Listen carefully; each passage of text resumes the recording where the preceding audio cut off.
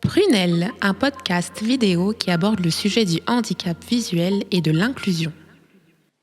Chers auditeurs, chères auditrices, bonjour.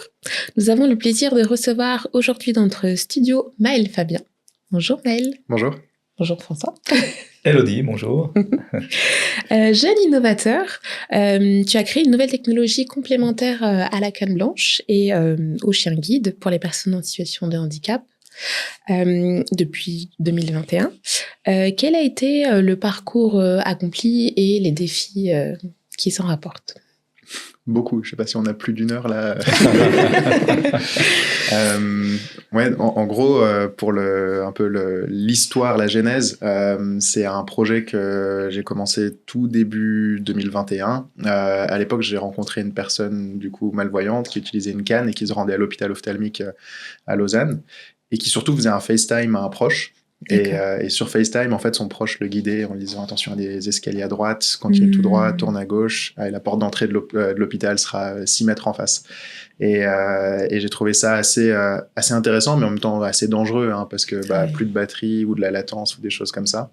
Et puis j'ai pris contact avec l'hôpital ophtalmique, qui font pas mal d'innovations là-dessus, qui sortaient d'une grande phase d'évaluation avec un appareil qui avait été développé aussi sur des bases de caméras, de choses comme ça. Donc ils avaient vraiment cette compétence.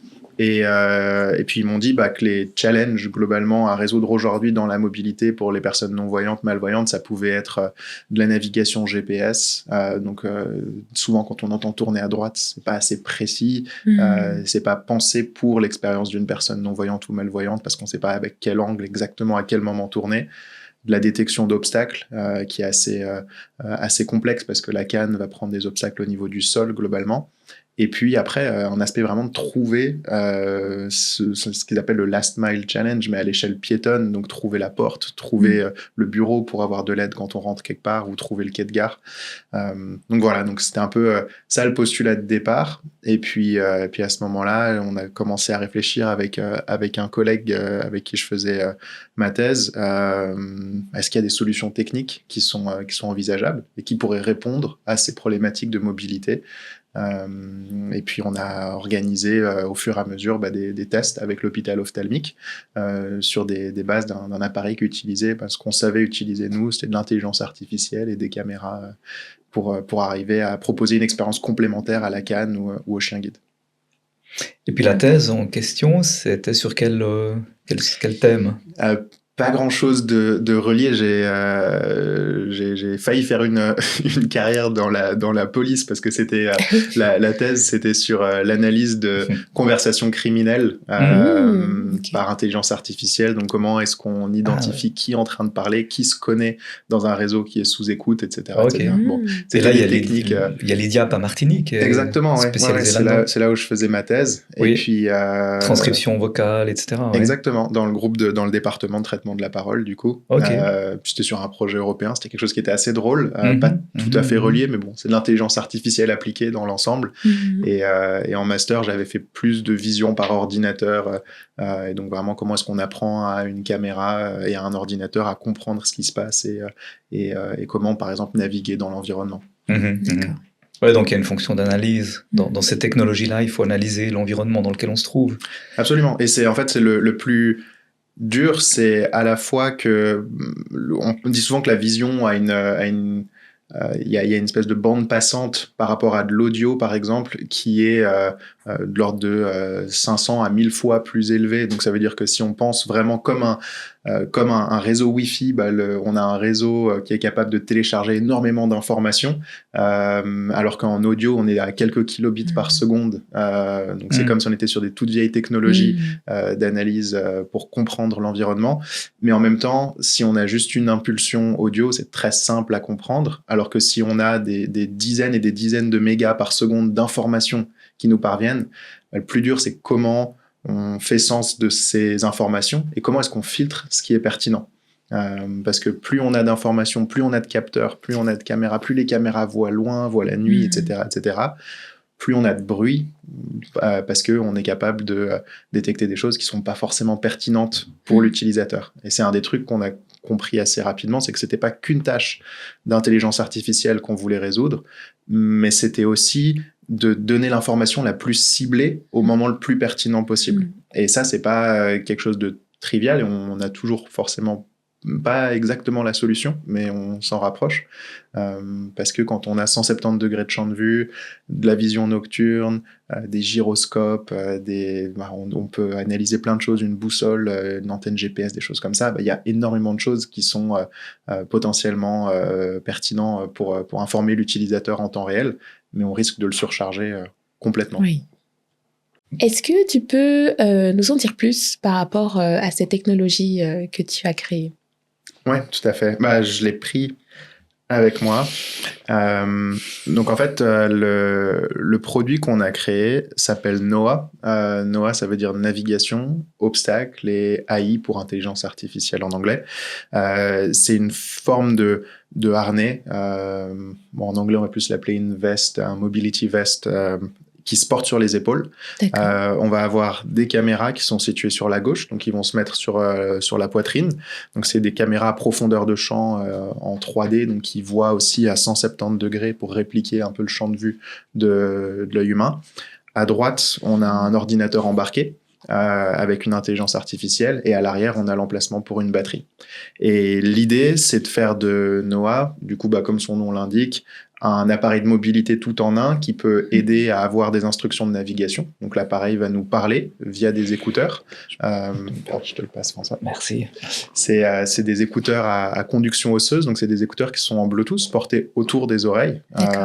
Et ça, c'est des technologies qui sont assez communes. Donc, il y a beaucoup de personnes malvoyantes et non-voyantes qui vont utiliser des écouteurs à conduction osseuse pour suivre des itinéraires Google Maps ou des choses comme ça. Ah oui, pardon. Et donc là, l'appareil va être capable globalement d'envoyer des informations audio pour avoir des instructions GPS. Donc il pourra dire tourner à droite à 14h, continuer tout droit pendant 50 mètres, à la prochaine intersection, traverser la rue à gauche, etc., etc. Donc en fait, on est venu créer une forme de surcouche. On est venu créer une forme de surcouche par-dessus Google Maps, mais une surcouche avec un gros focus sur l'accessibilité, donc pour que les instructions de navigation collent le plus possible avec ce que des instructeurs en locomotion sont vraiment je dirais le nerf de la guerre dans tout ce qui est enseignement de la locomotion, enseignement des techniques pour avoir une mobilité indépendante. On est venu essayer de répliquer le plus possible la manière dont on apprend un itinéraire GPS quand on est malvoyant avec un instructeur en locomotion.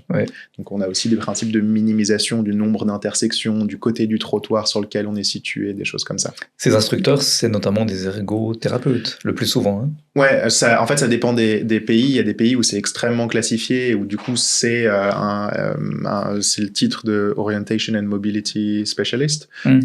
Et ça, c'est globalement une catégorie où il y a des crédits spécifiques, il y a une formation spécifique, et où du coup, ils distinguent vraiment le métier d'ergothérapeute et d'instructeur en locomotion. Puis il y a d'autres pays comme en Suisse où c'est globalement plus une sous-spécialisation. Et puis c'est quelque chose où il y a beaucoup d'ergothérapeutes de base qui vont aussi faire des séances d'instruction en locomotion. Donc, c'est souvent une question de taille critique et puis de quantité d'instructeurs en locomotion qui sont formés.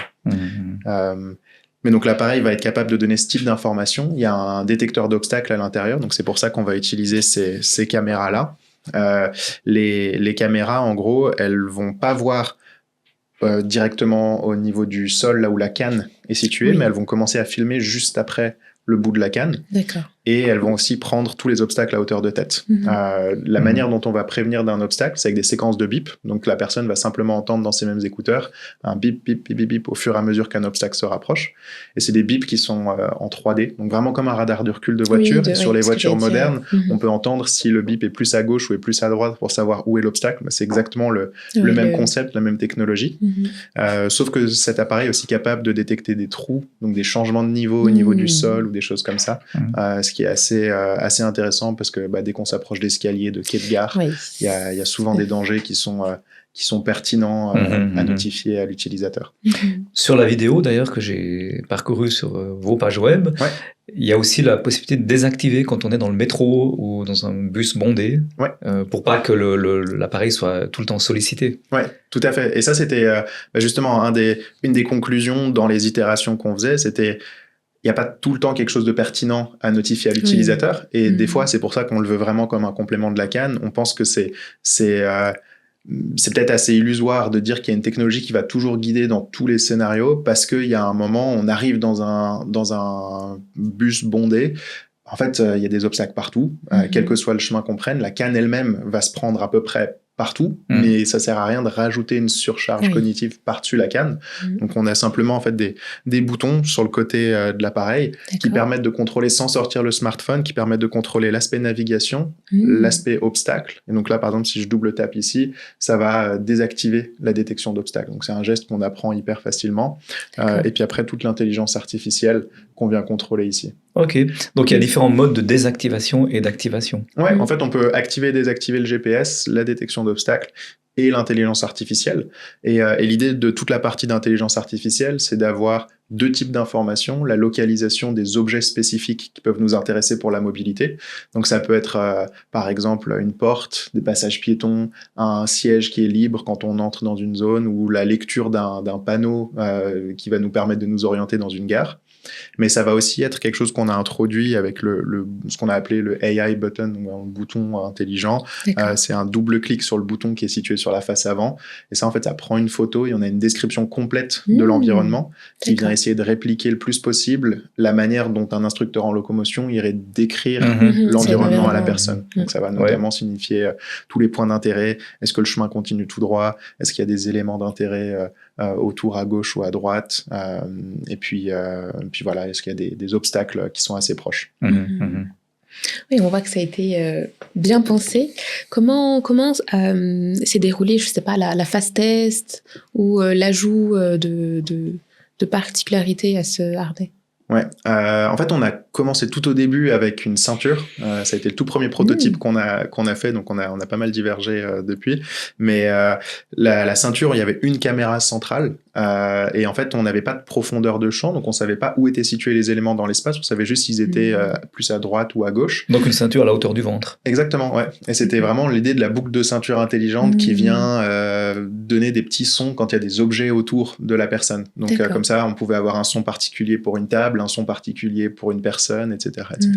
Et là, très vite, on a compris que il y avait beaucoup trop d'informations, parce que même avec une caméra qui a 60 degrés de champ de vue, je pourrais déjà commencer à jouer des sons pour des gens qui sont devant moi, des chaises, des micros, des choses comme ça. Et pas tout est pertinent, même si on utilise de la parole, par exemple, savoir avoir toutes les informations tout le temps, c'est vraiment une surcharge cognitive. On sature. Ouais, absolument. Et en plus de ça, on avait un problème d'ergonomie assez fondamental, qui est quand on est utilisateur de canne blanche, concrètement, la main, dans la technique la plus pure, la main vient exactement au milieu globalement de la boucle de ceinture, et puis ça nous permet de faire le mouvement gauche-droite de balayage avec la canne. Donc là, on a vite remonté les caméras. Donc ça, on avait testé cette première version avec la Fédération Suisse des Aveugles et Malvoyants, donc la FSA. Et puis on a pris ces retours, on est retourné du coup développer une deuxième version. Là, on avait gagné un petit hackathon, donc ça nous a donné 10 000 francs. On a pu commencer à acheter un peu d'hardware en parallèle de la thèse. Et puis le soir, on se retrouvait pour développer ces versions-là. Et puis on a commandé quelques caméras à profondeur de champ et on a trouvé des trucs assez cool. On avait pris un harnais de GoPro et puis on avait imprimé en 3D une petite boîte dessus. Et puis on avait un petit port jack qui sortait pour pouvoir brancher les écouteurs simplement dessus. Donc il y a des fils de partout qui sortaient de ce truc-là. Mais voilà, mais là, on a eu les premières versions de la détection d'obstacles, les premières versions globalement. Au début, c'était vraiment un détecteur d'obstacles. C'était que ça qu'on s'attelait à résoudre globalement. Et cette partie-là était, je dirais, relativement vite. On a convergé vers une version logicielle qui était intéressante. Donc, cette version-là, on l'a testée à peu près avec 30 à 40 personnes. Donc, on a organisé des phases de tests aussi à l'hôpital ophtalmique qui nous prêtait un lieu où on pouvait faire des expérimentations. On mettait des boîtes un peu partout dans la pièce et puis on essayait de voir si c'était pertinent, si la personne arrivait à détecter l'objet avant la canne ou autre. Et puis ça, c'est un processus sur 6 mois, 12 mois. Chaque version qu'on a eue, c'était le Covid, donc l'approvisionnement n'était pas non plus le plus simple pour tout. Mais oui, chaque version qu'on a eue a duré à peu près 4 à 5 mois. Donc ça nous a permis de retourner en phase de test de manière extrêmement régulière. Et puis le frère de mon cofondateur à l'époque travaillait comme designer industriel, finissait ses études de designer industriel, était en stage, donc en fait il nous aidait à choisir un peu des matériaux et puis voilà. Et en fait le harnais de GoPro, on s'est rendu compte que même si la détection d'obstacles était pertinente, les sons étaient intéressants, mais le fait d'avoir un casque filaire, ça allait pas du tout. Donc, il fallait qu'on repense un peu le truc et qu'on ait quelque chose en Bluetooth. Mais surtout, l'aspect de devoir mettre un harnais qui se clipsait avec des éléments à sécuriser et autres sur le côté, c'était quelque chose qui passait pas du tout en termes d'ergonomie. Et puis là, on s'est dit, il faut quelque chose qui se mette extrêmement facilement sur les épaules. Presque comme un sac à dos, mais en même temps, la plupart des personnes qu'on rencontre ont déjà des sacs à dos. Donc, si le critère, c'est que ça rentre dans le sac à dos après, il faut au moins pas que ça gêne avec le sac à dos, il faut que ça puisse se poser par-dessus. Et c'est un peu comme ça qu'on est arrivé à cette version qui se porte sur les épaules.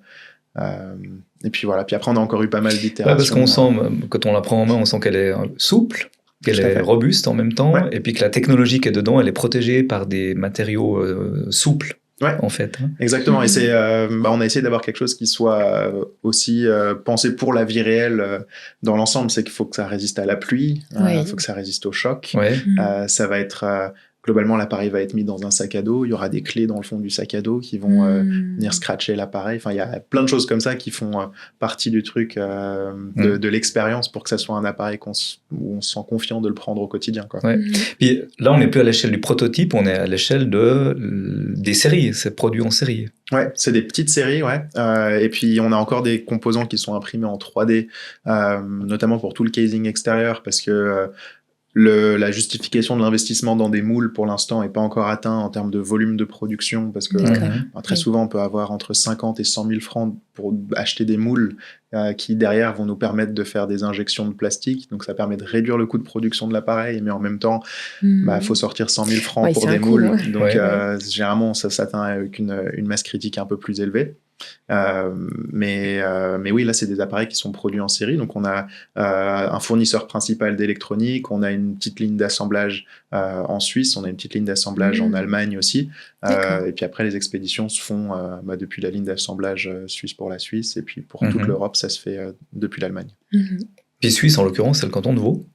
On travaille avec VF Ingénierie, et puis eux du coup font les assemblages. Alors il y a deux zones d'assemblage parce qu'eux ils sont à Estavayer, donc vers Estavayer-le-Lac, donc là eux ils font la majorité de l'assemblage, puis après nous on fait les phases finales d'assemblage dans notre bureau à Lausanne, et puis après ça on fait les expéditions depuis cet endroit-là.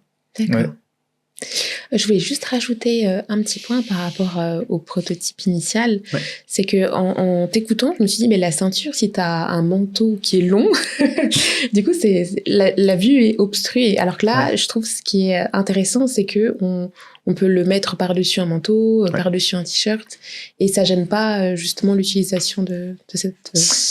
Oui, et puis pardon, mais aussi ce que disait Thibaut quand il était ici au studio, il disait que les mains sont libres. Hein. Ça, c'est un autre aspect qu'on pourrait souligner, et lui il se réjouissait aussi de l'utiliser. Hein, Oui, tout à fait, parce qu'il y a... disons, en termes d'ergonomie, on peut parler des heures d'ergonomie au final sur tous les aspects un peu wearable dans les technologies d'aide, mais il y a un aspect, je trouve vers lequel on a convergé assez rapidement, c'est qu'on a testé aussi, par exemple, un retour haptique, donc vraiment de la vibration intégrée sur le harnais, parce que quand on voit le harnais, on se dit, c'est assez normal de penser que ça va commencer à vibrer directement sur le corps. On l'a testé, et concrètement, il y a 2 facteurs, c'est l'acclimatation, le fait que les gens sentent très peu les vibrations après ne serait-ce que 10 minutes d'expérience.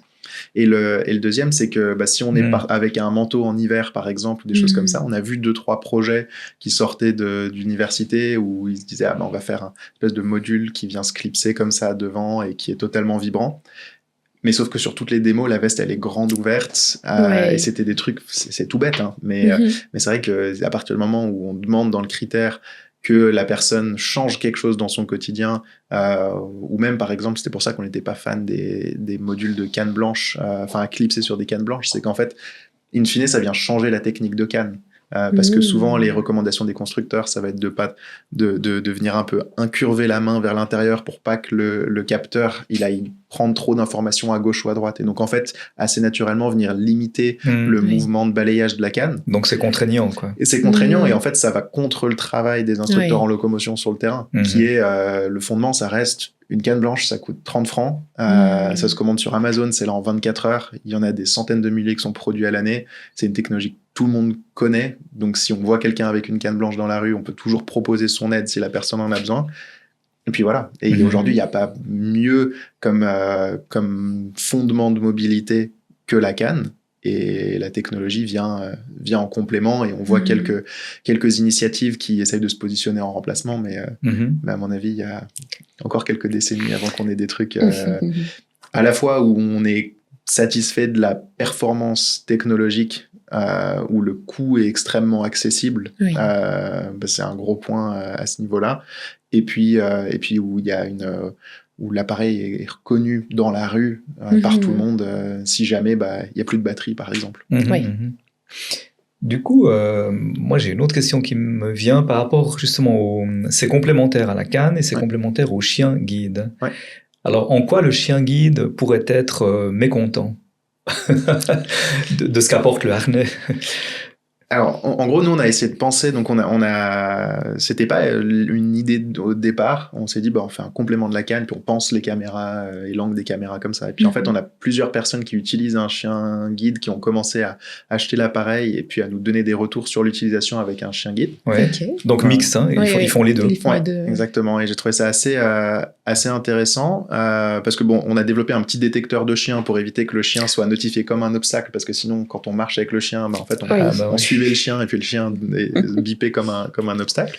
Et puis la phrase qui revenait le plus, c'était oui, mais mon chien il a pas un GPS intégré.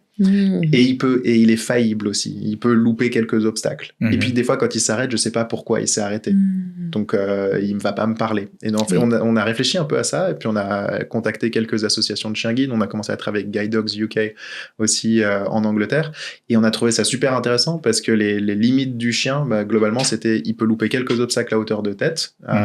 C'est plus rare, mais il peut en louper quelques-uns, ou sur le côté des épaules.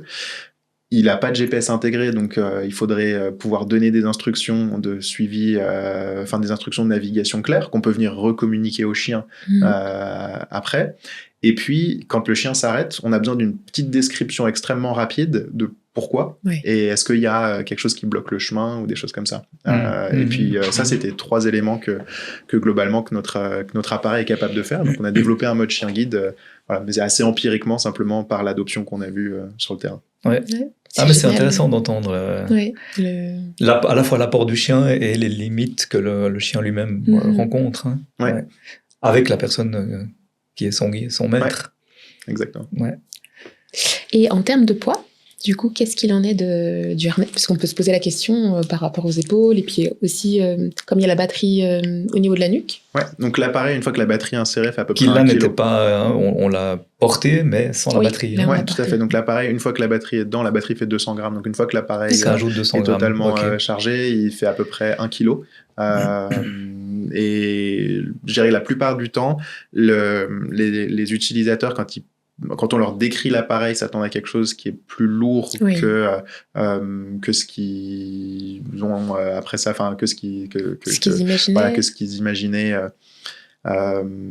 Mais donc en gros, globalement, ils se disent que l'appareil est relativement léger dans le quotidien. Clairement, sur les aspects qu'on a là encore, il y a une forme d'encombrement par la technologie. Donc le simple fait que on vienne compenser l'angle moyen de la poitrine d'une personne, en fait, on a créé cette forme-là de caméra qui est totalement vide derrière, simplement pour venir compenser. Donc si je mets l'appareil sur les épaules comme ça, en fait, les caméras vont venir avoir un champ de vue qui est plat. Parce que c'était une des itérations aussi qu'on a réalisé, c'est que qu'on ait une morphologie masculine ou féminine. Ou féminine, en fait, il fallait un espèce d'appareil qui puisse répondre à tout ça, avec on n'avait pas les moyens de venir créer plein de déclinaisons de l'appareil dans l'ensemble, et puis ça rajouterait encore de la complexité avec les fournisseurs et autres. Et donc du coup, on s'est dit, on va compenser un angle moyen, et donc on a fait une petite étude pour regarder l'angle moyen de la poitrine qu'on pouvait retrouver, et puis on s'est dit il faut que le logiciel fonctionne même avec une poitrine plus large ou avec quelqu'un qui a justement une poitrine plate, et donc avoir des caméras qui restent à la verticale par rapport au sol, c'est l'assurance que les caméras ont un champ de vue optimal. Et puis si jamais par exemple les caméras regardent un peu plus vers le sol, on a développé un petit logiciel qui permet de détecter où est le bout de la canne et de faire le suivi du bout de la canne pour éviter de notifier la canne comme un obstacle. Donc c'est comme une sorte de bulle de mise à niveau. Ouais, tout à fait. Tout à fait. Et l'appareil se fait ça avec un espèce de gyroscope qui est situé à l'intérieur, donc on arrive à estimer l'orientation et l'inclinaison des caméras de cette manière-là. Ouais, c'est poussé, hein. Ah ouais, je suis... Quand on parle de technologie, là, on se rend compte de ce qu'apporte la recherche, les connaissances scientifiques, les connaissances industrielles aussi, j'imagine. Et alors ça, c'est aussi une question que j'aurais par rapport au parc scientifique, parce que c'est un peu l'endroit, une fois qu'on a fait le PFL, il y a le parc scientifique, et puis le parc scientifique, c'est un peu la pépinière des startups, pour le peu que je connaisse. Hein. Donc toi, tu es aussi passé par le parc scientifique ? Nous, on a fait quelque chose d'un tout petit peu spécial. On est passé directement sur le campus du Biopôle, qui est au nord de Lausanne. C'est un campus qui est plus orienté sur les technologies de la santé, donc biomédicales. Et puis, on est un dispositif médical et puis en fait ils ont une volonté aussi de travailler avec des startups qui sont dans le secteur du handicap et autres, donc on commence à avoir deux trois boîtes sur le campus qui sont spécialisées dans ces aspects-là. Donc voilà, donc ça a été nous on était incubés au Biopôle directement et puis ils ont un peu la volonté sur ce campus de venir absorber le plus de sociétés qui sont actives dans le secteur de la santé et technologie au service de la santé. Quand tu dis que vous étiez donc dans l'environnement médical, du coup ça me fait poser une autre question. Qui sont les prescripteurs et les prescripteurs potentiels entre les ophtalmos, les médecins qui peuvent traiter peut-être des lésions suite à un accident, etc., ou aussi dans le domaine de la neurologie? Est-ce qu'il y a des prescripteurs potentiels ou est-ce qu'il y a des prescripteurs réels déjà qui fonctionnent avec vous ? J'aimerais que la réponse soit simple pour ça. Ça serait l'idéal. En fait, ça dépend dans tous les pays et dans tous les schémas qu'on va retrouver. Donc, en gros, par exemple, en Suisse, la plupart de nos prescripteurs, ce sera des instructeurs en locomotion, mais c'est une poignée ils sont une vingtaine globalement à l'échelle du pays. Donc, il y a très peu de postes. Ça peut être les utilisateurs qui eux-mêmes font une demande auprès d'un instructeur en locomotion ou l'instructeur en locomotion qui entend parler de la technologie et qui se dit que ça peut résoudre quelque chose que l'utilisateur, pour lequel l'utilisateur a exprimé une demande. Puis du coup, ces 20, ils ont eux-mêmes 20 à 30 clients ou personnes à accompagner. Du coup, ça fait 600 personnes, c'est pas beaucoup. Ouais, ça reste minime, parce que il faut servir la demande globalement. Donc il y a un problème à chaque fois qu'on échange avec eux de recrutement et puis de budget qui est dédié, parce que dans les chiffres il y a 70 000 personnes non voyantes en Suisse et puis on voit bien l'absence globalement d'adéquation avec le personnel qui est présent. Quand tu dis 70 000, c'est en cécité totale ou partielle? Malvoyant avec vision basse? C'est le seuil c'est le seuil de cécité, mais ça veut pas dire que les personnes ne voient plus rien et ils sont plongés dans le noir. C'est que globalement la lecture est devenue impossible, qu'il y a des formes ils arrivent, pour beaucoup, ils arrivent encore à reconnaître les formes, à peut-être identifier des personnes qui sont situées autour, mais c'est des stades de malvoyance ou à détecter une lumière, enfin voilà, une zone. Exactement. Et donc du coup, lumineuse. Dans les faits, la quantité de gens qui sont vraiment impactés dans leur mobilité au quotidien, c'est souvent une fraction de ces 70 000, mais il y a différents types de maladies, et c'est là que la complexité vient aussi dans le fait de trouver les bons prescripteurs. C'est qu'on a des utilisateurs, par exemple, qui ont des rétinites pigmentaires. Rétinite pigmentaire, c'est souvent des suivis ophtalmo. Ça peut être quelqu'un qui peut avoir une vue qui est relativement correcte pendant la journée, mais dès que la luminosité baisse ou dès que la luminosité est trop faible, globalement, sera plus capable de se déplacer. Donc, dans ces cas-là, l'appareil aide, mais de manière ponctuelle au travers de la journée. Et donc, on a rencontré, par exemple, des personnes qui sont en emploi, qui utilisent pas forcément VoiceOver ou autre dans les technologies, qui ont juste un gros facteur grossissant sur leur ordinateur.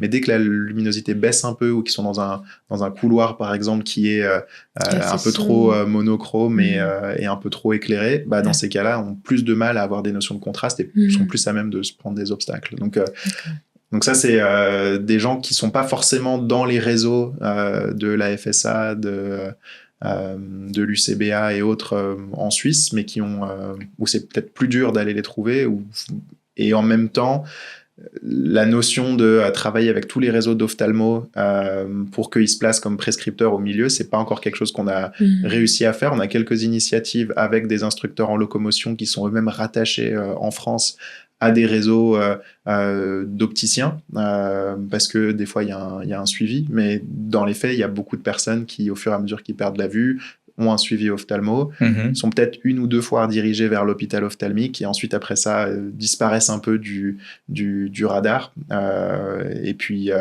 ça on le voit juste avec les chiffres de la FSA qui, je crois en termes de membres actifs, ils n'ont pas plus de 10 000 membres actifs au global, donc quand on communique sur 270 000 personnes malvoyantes en Suisse, 70 000 personnes en situation de cécité, s'il y en a moins de 10 000 ou dans les 5 000 à peu près qui sont actifs sur ce genre de réseau derrière ou dans des bases de données ou autres, voilà, il y a une grosse attrition. Et ça, c'est le cas par contre dans beaucoup de pays. Mais il y a quelques pays qui mènent des initiatives un peu plus centralisées. J'ai l'Australie qui me vient en tête, parce que ils ont globalement, il y a Vision Australia qui a donc eux-mêmes ils ont racheté plein de distributeurs, ils ont réintégré plein d'associations, ils ont essayé d'en faire globalement un seul organisme, et ils ont ouvert des magasins de basse vision. Et donc là, à travers le pays, ils ont 36 magasins spécialisés en basse vision.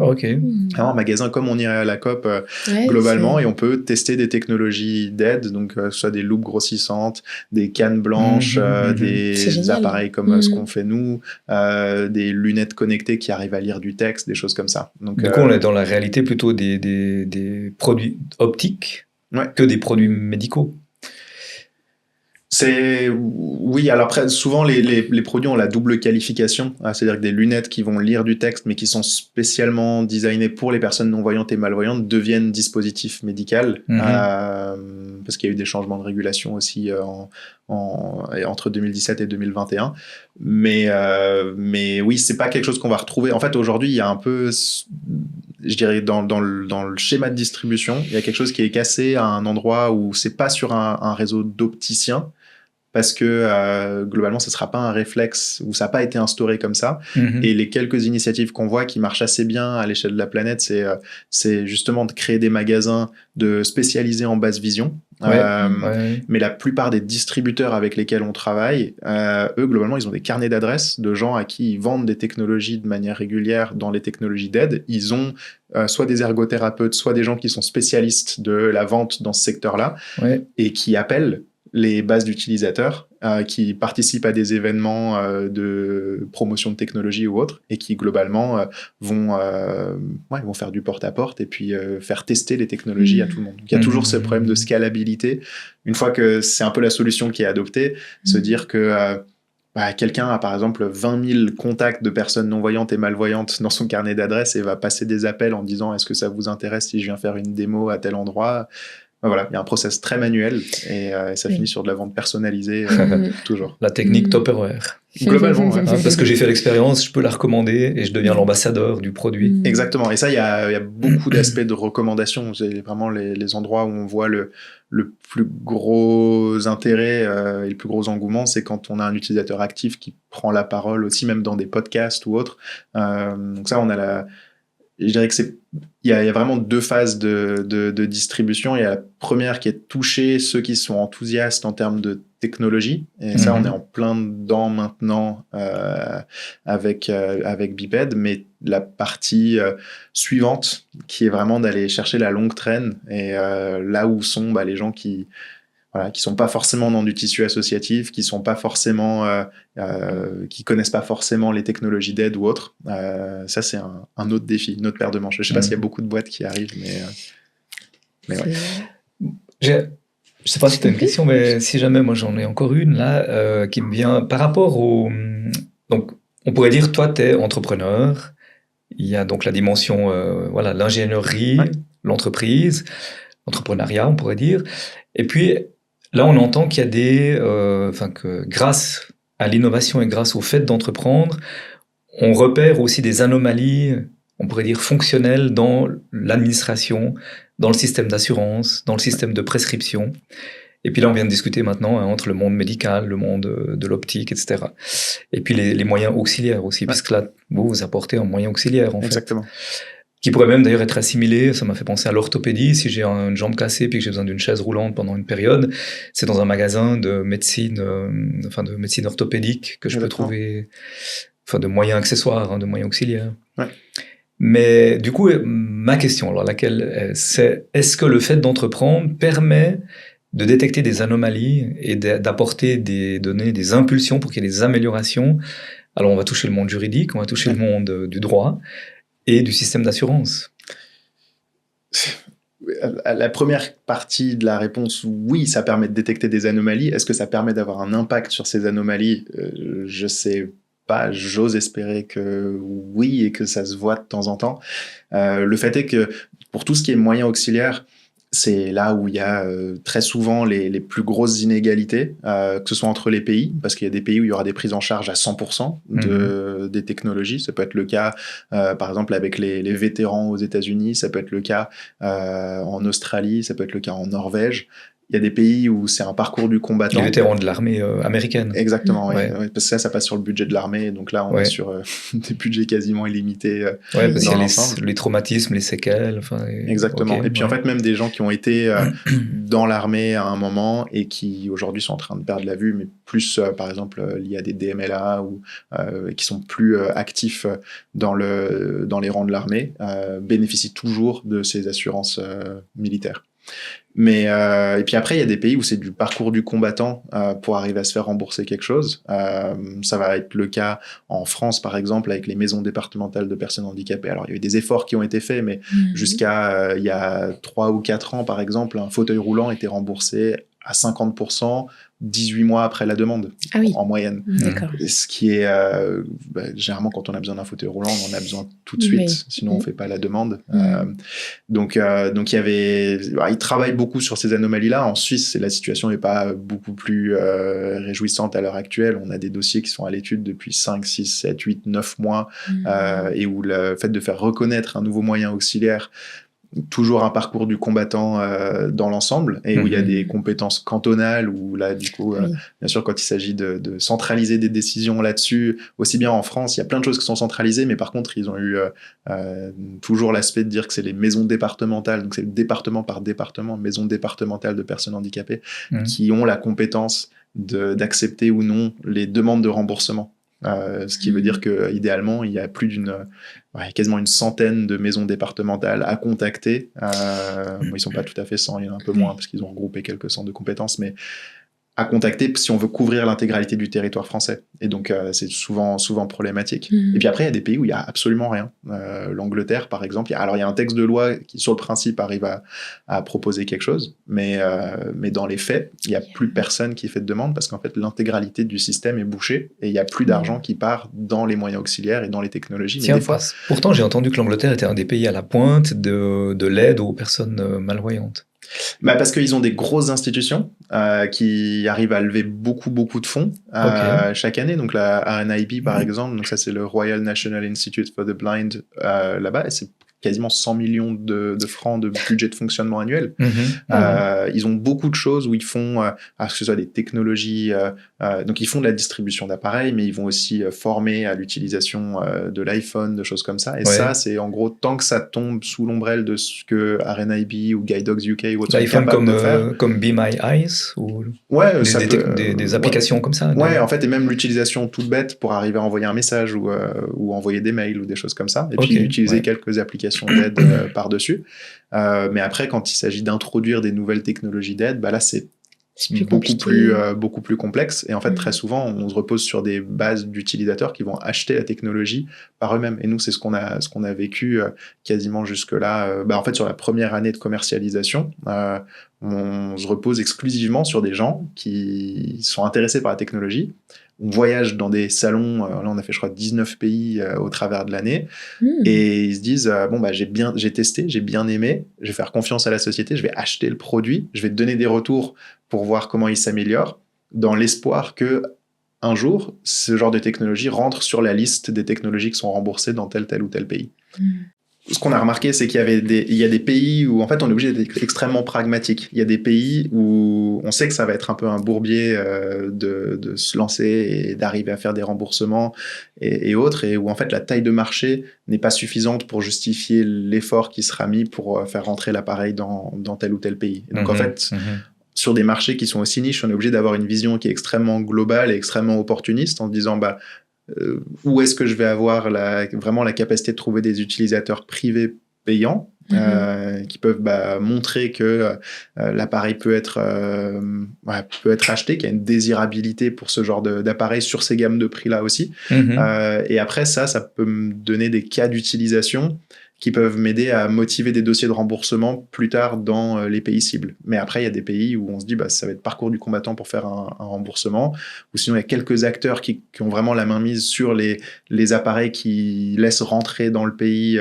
en fonction, et qui une fois qu'ils ont des produits en place, n'ont pas forcément d'intérêt à venir rajouter des nouveaux produits à la gamme, parce que les vendeurs sont formés, parce que les ventes tournent et que l'État est d'accord de rembourser tel et tel appareil, et qu'ils savent qu'il y a typiquement aux Pays-Bas, il faut faire un procès au système de santé pour faire lister un nouvel appareil. Donc les distributeurs ont l'habitude, quand ils veulent vraiment un produit, d'attaquer l'État en justice. Donc c'est un utilisateur privé qui porte ça. Le distributeur avance les frais de justice. Ils ont jusqu'à 50 000 € de frais de justice pour, in fine, arriver à peut-être faire rentrer dans la gamme de produits remboursés un nouveau dispositif. Alors c'est des procédures juridiques. Je ne pense pas qu'ils se retrouvent au tribunal en tant que tel, mais c'est des procédures juridiques où ils disent que là, ça ne rentre dans le système de santé que parce qu'il y a une demande d'une personne assurée qui se dit je subis une injustice par le fait que cet appareil n'est pas disponible. Mais du coup, comme tu connais beaucoup de pays et beaucoup d'exemples, tu me parlais du Luxembourg qui serait parmi les cas de figure plus heureux,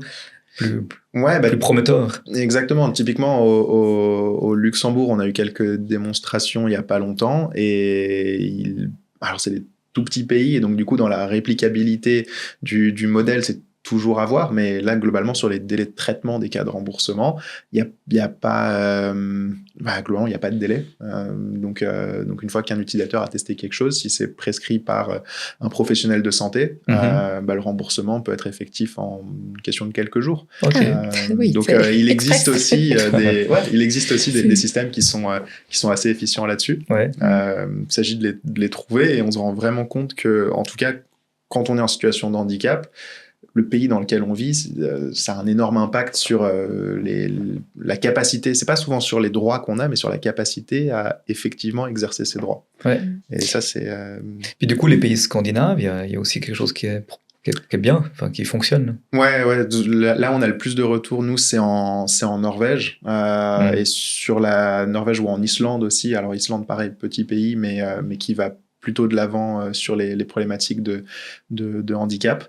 Donc là, il y a vraiment même des équipes, c'est généralement 1 ou 2 personnes, mais qui sont dédiées au fait de chercher des nouvelles technologies et de voir est-ce que il y a des nouvelles technologies qui pourraient être importées dans le pays pour que ce soit proposé aux personnes assurées dans le pays.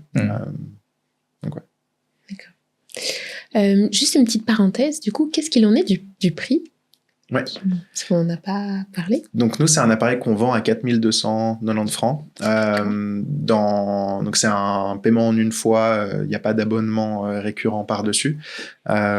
Et très souvent, ce qu'on va dire, c'est qu'en fait, l'appareil, il est utile aux personnes qui sont arrivées à la fin de l'entraînement en canne blanche, qui se posent la question de peut-être investir dans une canne électronique pour détecter des obstacles à hauteur de tête, mais qui utilisent aussi une application ou un petit GPS porté à la main à côté, et où en fait une canne électronique, ça va vite être entre 2000 et 3000 francs.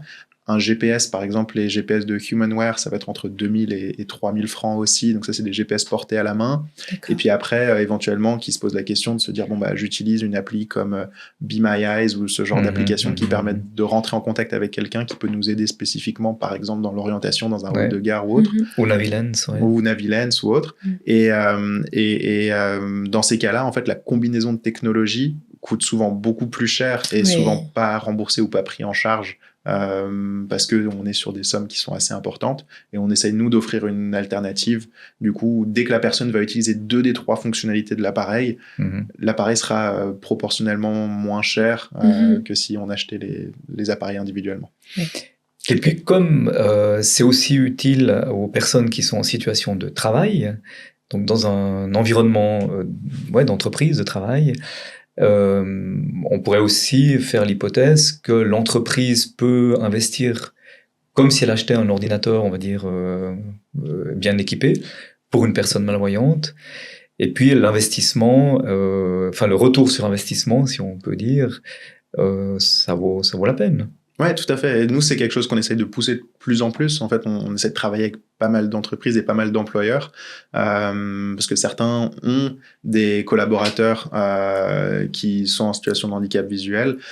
D'autres sont intéressés mais se posent la question de comment concrètement mettre ça en place. Et puis la première problématique, ça reste à part si c'est du télétravail à 100%, comment est-ce qu'on se rend au boulot le matin, comment est-ce qu'on navigue sur le campus. Donc là, en fait, on fait simplement des projets d'accessibilité avec certaines entreprises pour arriver à se déplacer sur le campus et même se déplacer dans les couloirs de l'entreprise.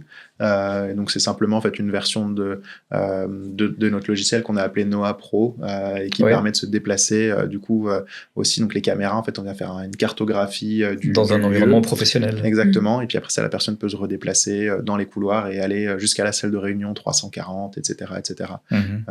Donc là, on a de plus en plus de projets qui commencent à arriver par ce biais. C'est assez intéressant et en théorie, il y a pas mal de choses qui peuvent rentrer sous les assurances d'adaptation de poste. Donc en France, il y a des budgets sur tout ce qu'ils appellent l'AGFIP. Je ne connais pas les acronymes, mais en France, il y a beaucoup d'acronymes sur ce genre d'assurance. Et puis en Suisse, on peut demander des adaptations de poste à l'AI et justifier que ça contribue à l'adaptation de poste. Voilà. Et à l'employabilité des personnes. Exactement. Et ça c'est un des sujets qui nous intéresse spécialement dans le cadre du podcast Prunel. Et puis en lien d'ailleurs avec TTA, avec Trust to Achieve, qu'on a reçu juste avant. Et en effet, là, il y a vraiment un pari à faire sur l'inclusion dans l'économie productive. Et d'ailleurs, j'ai encore une autre question qui m'est venue par rapport à Innovation Suisse. Est-ce qu'il y a un lien? Est-ce que vous êtes déjà connecté? Est-ce que vous avez déjà déposé éventuellement un projet? Ouais, sur donc InnoSuisse. Ouais, InnoSuisse, ouais.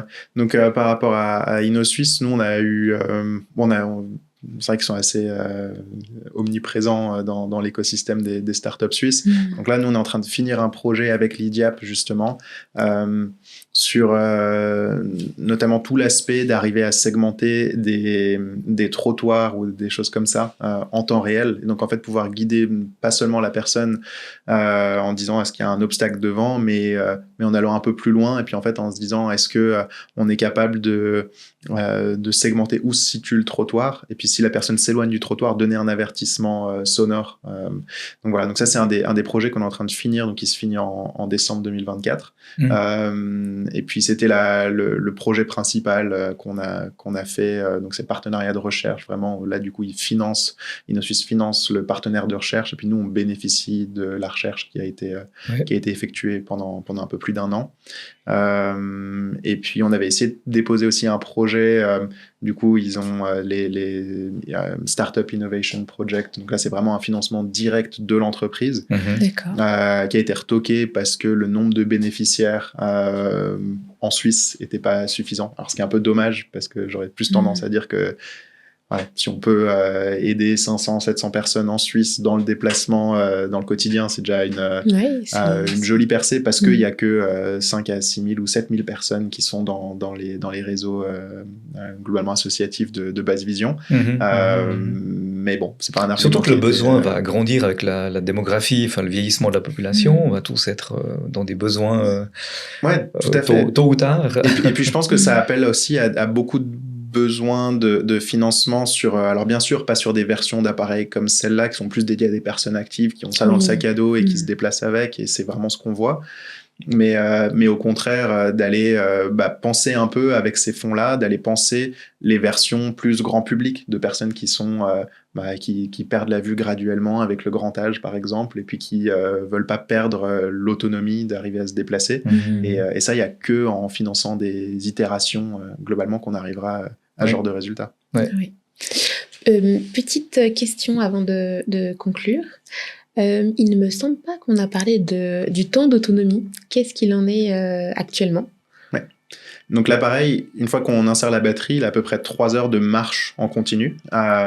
Et puis ça, généralement, ça correspond à peu près à un peu plus qu'une journée d'utilisation. Donc l'appareil va se mettre en pause automatiquement quand on le laisse sur une table. Donc ça peut être vraiment le cas d'utilisation je mets la batterie le matin, je me déplace jusqu'au bureau, je laisse l'appareil globalement sur la table, et puis le soir je le reprends et je rentre chez moi, et là il aura utilisé à peu près sa batterie à peu de choses près.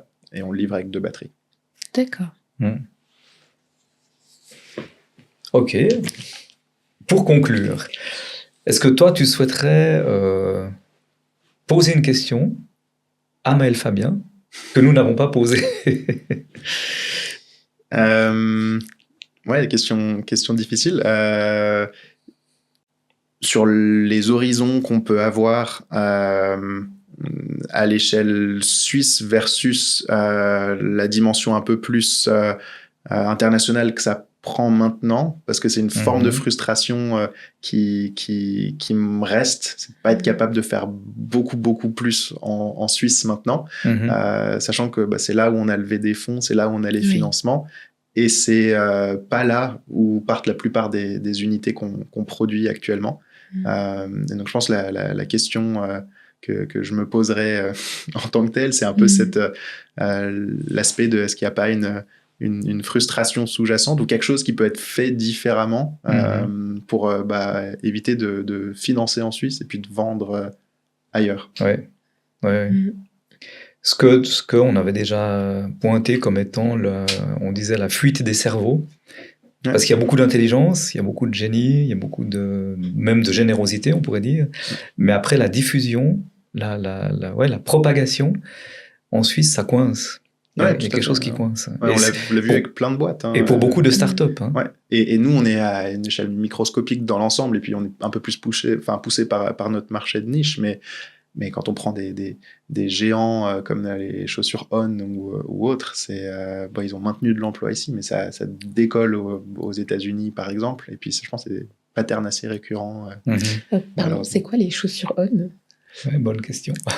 C'est la marque de chaussures On, ils font des chaussures de course qui ont bien décollé. Et puis en fait, une fois qu'ils ont mis le pied aux États-Unis, les chaussures ont explosé et ils sont allés chercher des parts de marché sérieuses à Nike. Donc voilà, ils sont basés à Zurich. Ok. Un produit helvétique. Exactement. Exactement. Bon. Ben, Maël, merci beaucoup. Merci pour l'invitation. Et je me réjouis que ça avance chez toi. Je me réjouis que ça avance aussi pour chacun qui est concerné par votre projet, votre apport et votre innovation, parce que c'est une belle innovation. Merci. Effectivement, nous avons pu constater, Maël, que tu es un acteur de l'inclusion et de l'accessibilité et que tu as la volonté d'offrir une autonomie supplémentaire dans les déplacements des personnes en situation de handicap, dans l'espace public et dans l'environnement professionnel. Et c'est vrai que Biped donne cette ouverture sur le monde. Et ça, c'est très apprécié et appréciable. Merci.